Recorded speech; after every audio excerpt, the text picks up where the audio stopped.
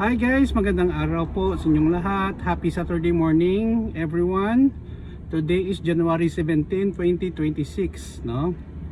Again, Happy New Year, no? Ang bilis talaga ng mga araw guys, no, at panahon, no? So, sana po ay nasa mabuti kayong kalagayan. Maraming salamat guys, no, sa inyong panonood, pag-follow sa aking Facebook page. Rather Facebook account, hindi pala ito page, no? And YouTube channel. Kung bago lang kayo sa aking Facebook account, paki-follow lang po or send friend request. I will accept that, no, as long it is not a fake account. And please subscribe to my YouTube channel. Ano ba ang topic natin for today, no? So ang topic natin for today, having a job is a blessing. Marahil marami sa atin, no, ay mga empleyado. Ako empleyado din ako. Hindi lahat ng tao ay nabigyan ng pagkakataon maging negosyante. Kaunti lang sila compared sa mga empleyado. Pero naalala ko guys, no, normal lang kasi na kung empleyado ka, may mga bagay guys na kulang. Salary, mahal ang mga bilihin dito sa Pilipinas. Inflation, napakataas, kulang.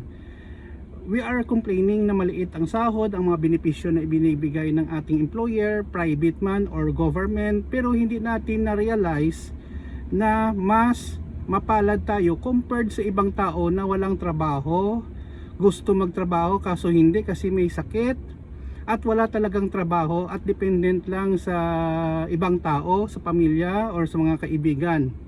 Marami akong kakilala na ganun, parang ayaw nila magtrabaho or tamad sila or talagang hindi lang talaga siniswerte makapaghanap ng trabaho.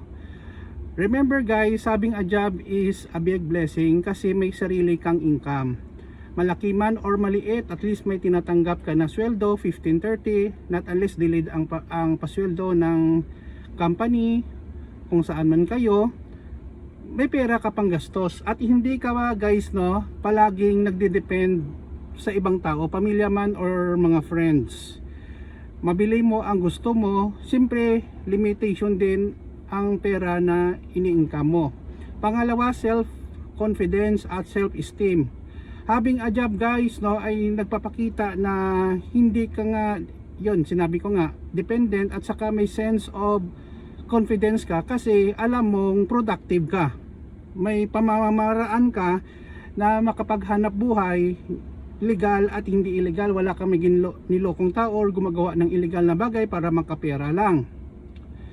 And then kung may trabaho ka guys, you are productive citizen ng ating bansa or sa ibang bansa din kung OFW ka, kasi nakakatulong ka sa growth ng economy ng iyong bayan.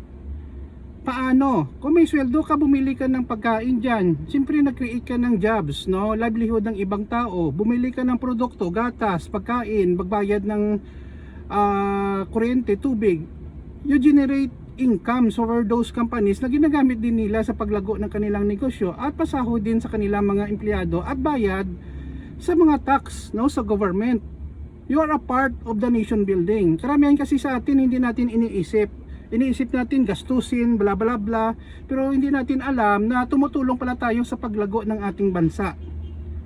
So yun lang po, no.